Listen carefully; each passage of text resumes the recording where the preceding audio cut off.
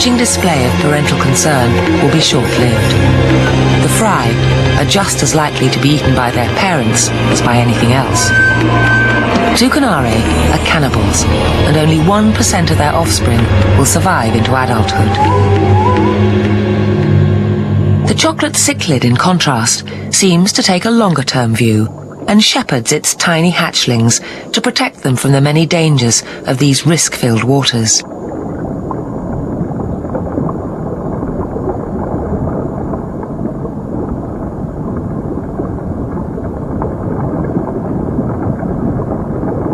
But for sheer maternal devotion, the manatee should win a prize. During the female's long fast, she continues to feed her calf from breasts located beneath each flipper. By the end of the dry season, a mother can lose half her body weight that she built up in preparation for the dry season.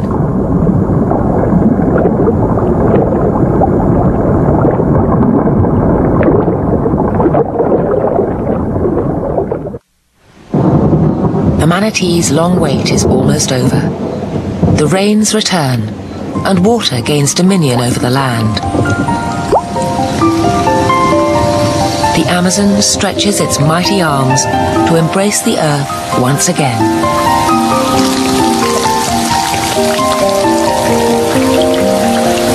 Tripling in size and covering over 350,000 square kilometers. For the otters, the rising streams replenish the depleted fishing grounds.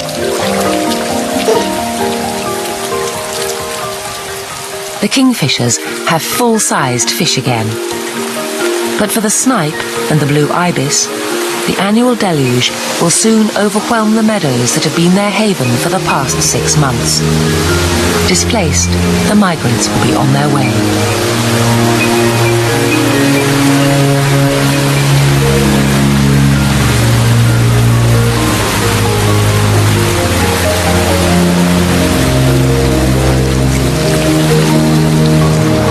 Over 3,000 kilometers to the west in the Andes, the seasonal snowmelt creates a force 12 times more powerful than the Mississippi.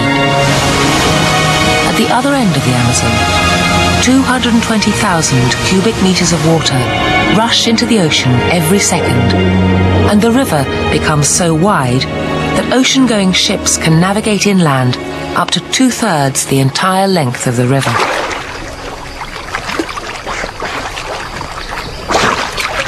For the family's inquisitive youngsters, the gateway opens to a whole new world.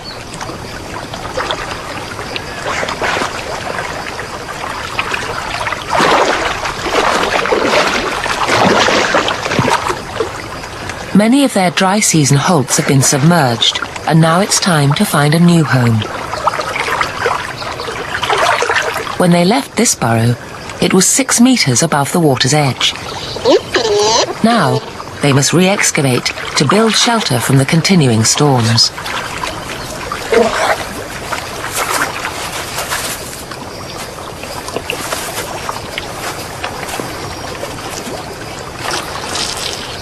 To announce they have a new residence, they scent mark their territory with scent glands at the base of their tails and rub in the smell with their feet.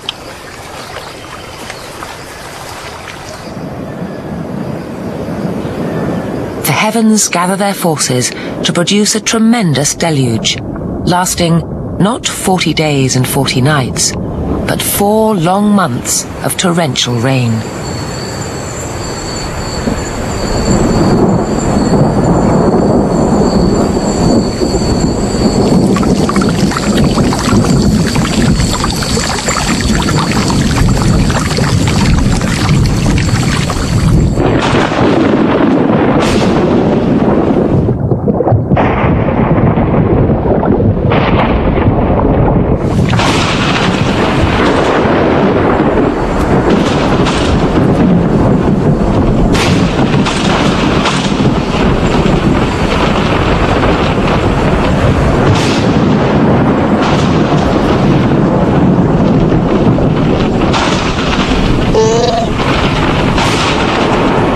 When the rains abate, the water levels rise unceasingly.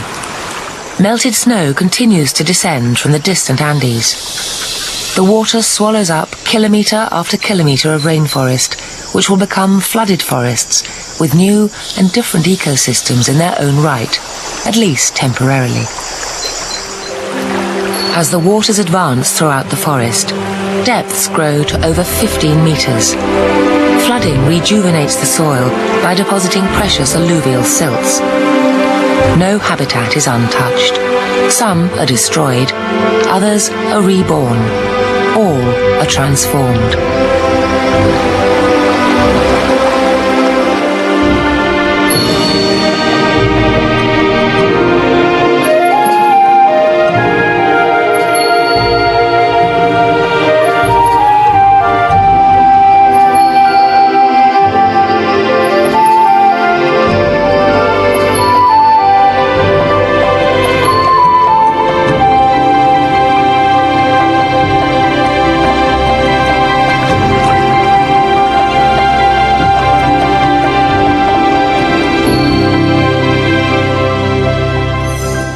By the end of the rains, the waterlands have become a vast, slow-moving lake, dotted with trees and broken by the half-flooded archipelagos.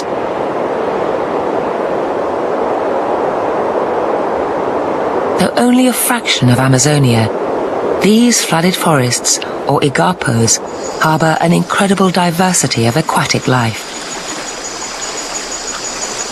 Submerged for about half the year, trees where birds once perched become feeding grounds for fish.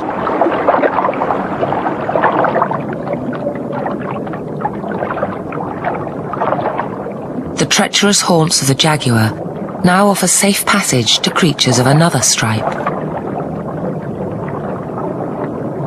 The tables have turned. The hunted now evade the hunters.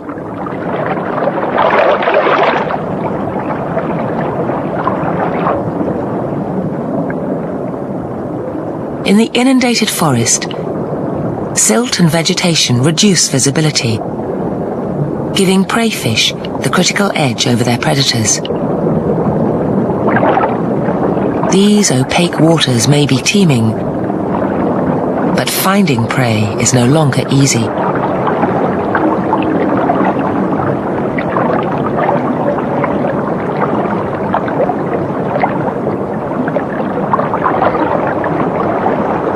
Neon tetras forage in the canopy.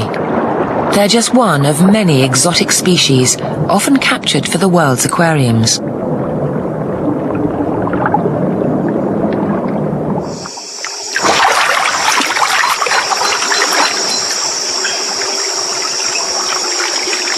The giant otters follow shoals of fish into a maze of trunks.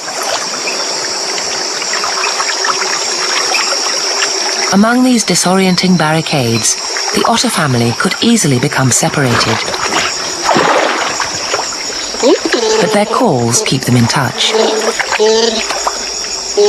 Now, more than ever, cooperation within the family is the key to survival.